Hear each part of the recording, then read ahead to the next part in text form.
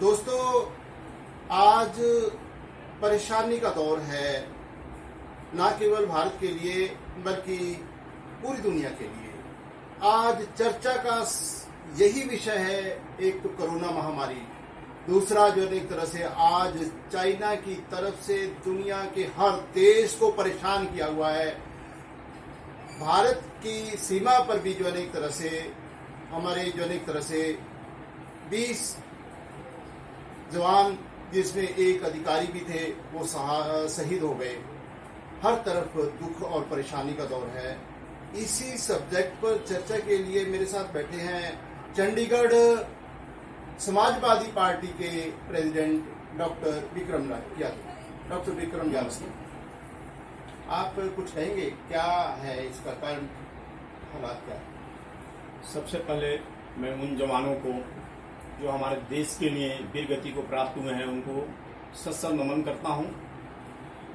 उन जवानों की शहादत को मैं हाथ जोड़कर बार बार मैं नमन करता हूं जो हमारे देश के लिए शहीद हुए हैं। और कुछ हमारे देश की कमी की वजह से, कुछ कारणों की वजह से ऐसा हो रहा है, जो मैं कहना चाहूंगा आपसे कि क्या है। सबसे पहले तो इस समय हमारे देश के अंदर महामारी चल रही है, जो सरकार उसमें निकम्मा साबित हुई है, ढंग से काम नहीं कर पाई है। लेकिन उसी के साथ साथ जो हमारे देश का जो एलओसी का काम है, जो चाइना इस समय हमारे देश के जो बॉर्डर क्रॉस करने की कोशिश कर रहा है, हमारे देश के जवान वहां पर शहीद हो रहे हैं, वो हमारे देश की राजनीतिक कमियों की वजह से हो रहा है। जो हमारे कुछ नेता हैं जो जबरदस्ती ऐसा काम करने पर मजबूर कर रहे हैं। नहीं तो चाइना की इतनी हिम्मत नहीं है कि जो हमारे देश के अंदर और एलओसी को क्रॉस करने की कोशिश करे। कारण है कि चाइना का डॉक्टर साहब, एक बात है, आप बात करते हैं कि चाइना के बारे में जो सरकार के ऊपर आप इल्जाम लगा रहे हैं। बिल्कुल सरकार ने तो एक तरह से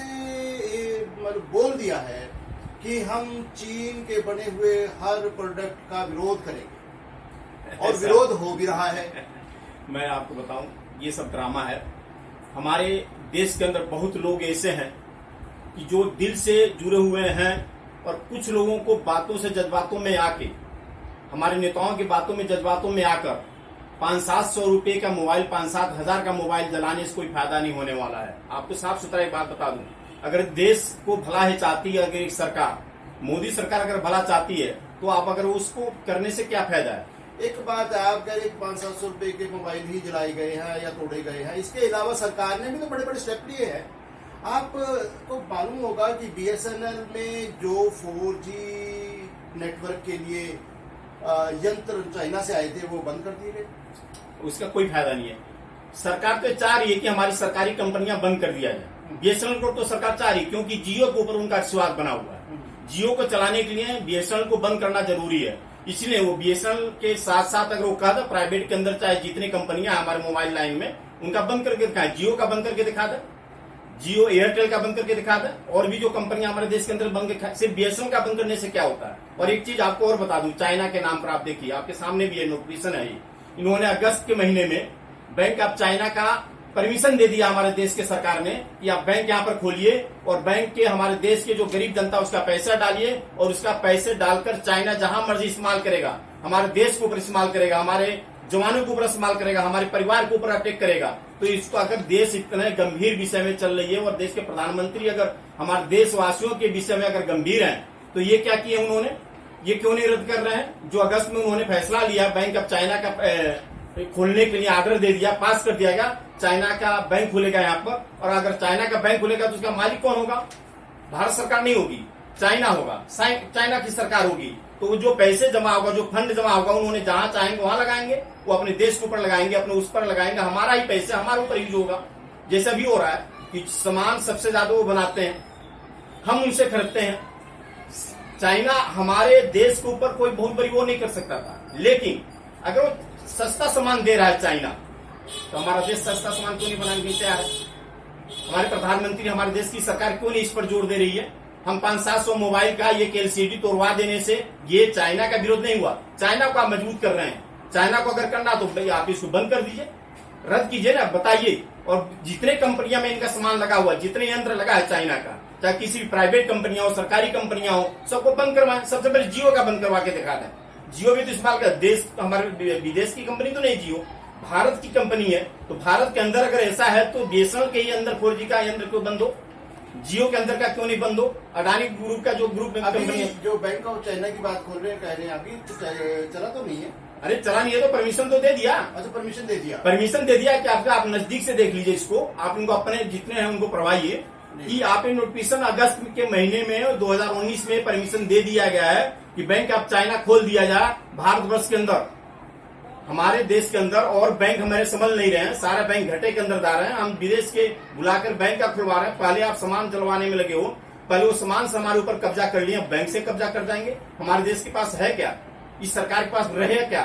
सरकार विदेशी बैंकों को लाकर यहाँ परमिशन दे रही है चाइना की, और आज विरोध भी कर रही है। चाइना हमारे जवानों के ऊपर अटैक कर रहा है, उनको चोरी से उनकी सहायता ले रहा है। एक मैं आपसे सवाल, आप जो ना मौजूदा भाजपा सरकार के खिलाफ तो जो नहीं बड़े गुस्से में हैं, नाराज में, आप के अपने नेताजी भी तो जो नहीं तरह से सरकार में रह चुके हैं। मैं कह रहा हूँ हमारे माननीय धरतीपुर मुलायम सिंह हम कहते हैं, हाँ जी, जी रक्षा मंत्री रहे हैं। जी। पाकिस्तान और चाइना जी। प्रमुख देश हैं जो हमारे बॉर्डर में लगते हैं। किसी की हिम्मत नहीं हुई जब 5 साल रक्षा मंत्री थे मुलायम सिंह, तो कोई आदमी हरकत करे। चाइना की भी औकात नहीं थी, मुलायम सिंह के आगे घुटना टेक दिए थे उन्होंने कई किलोमीटर अंदर तक सेना हमारी भेज दी थी। अच्छा, ये जो मुलायम सिंह ने भेजा था। जब माननीय मुलायम सिंह यादव जी रक्षा मंत्री थे, तो चाइना मतलब इंडिया की जो फौज है वो चाइना के अंदर तक चली गई, अंदर तक गई थी, चाइना के अंदर तक गई। जब माननीय नेताजी जब रक्षा मंत्री थे तो चाइना के अंदर तक हमारी सेना गई थी। चाइना की हिम्मत नहीं थी, जहां चाहे वहां तक किए, लेकिन चाइना ने जवाब नहीं दे पाया था माननीय नेताजी का, क्योंकि रक्षा मंत्री थे और ईमानदारी से वो काम कर रहे थे, इसलिए वो कर नहीं पाए। न पाकिस्तान को आप बताइए एक भी जवान शहीद हुआ हो? सबसे बड़ी बात देखिए, जो आज जवानों की बात करते हैं, देश हित की बात करते हैं, बोलते हैं कि हम देश के लिए काम कर रहे हैं। हम भी मानते हैं कि प्रथम हमारा सेवा देश के लिए होता है, प्रथम देश है, उसके बाद कोई बात होनी चाहिए। लेकिन प्रथम अगर हमारा देश है तो मुलायम सिंह ने सबसे पहले हमारे जवानों को बात किया था। मुलायम सिंह रक्षा मंत्री बनने के बाद हमारे जवान की शहीद वाडियां हमारे घरों तक पहुंचती हैं, उसके पहले कोई सरकार ऐसा नहीं कर पाई थी, कोई सरकार नहीं कर पाई थी। जो जवान हमारे शहीद होते थे, हमारी डेड बॉडियां हमारे जवान के पार्थिव शरीर हमारे घर तक नहीं पहुंच पाती थी, उन शहीद परिवारों के पास नहीं जाती थी, शहीद जवान की बॉडियां मिलती नहीं थी, लापता हो जाती थी।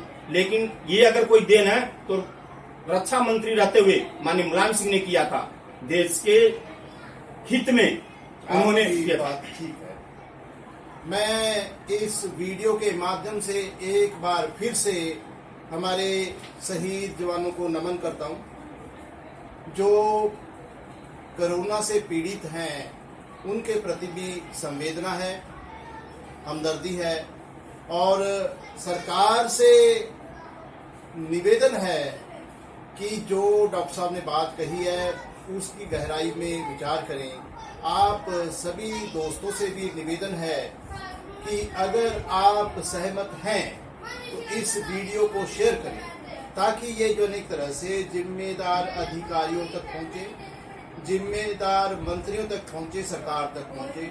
सरकार को भी अब राजनीति साइड पर रखकर, अगर माननीय मुलायम सिंह यादव जी या देश के किसी भी मंत्री ने आपसे पहले अच्छे स्टेप लिए हैं, जिनकी वजह से सीमा पर किसी तरह को कोई विवाद पैदा नहीं हुआ, तो उन नीतियों को धारण करने में, उन नीतियों पर अमल करने में कोई नुकसान नहीं है। मैं फिर से यही जो एक तरह से प्रार्थना करूंगा, भगवान हर तरफ अमन रखे, हर तरफ महामारी से छुटकारा हो, आप सब खुश रहें, आप सब तंदुरुस्त रहें। नमस्कार।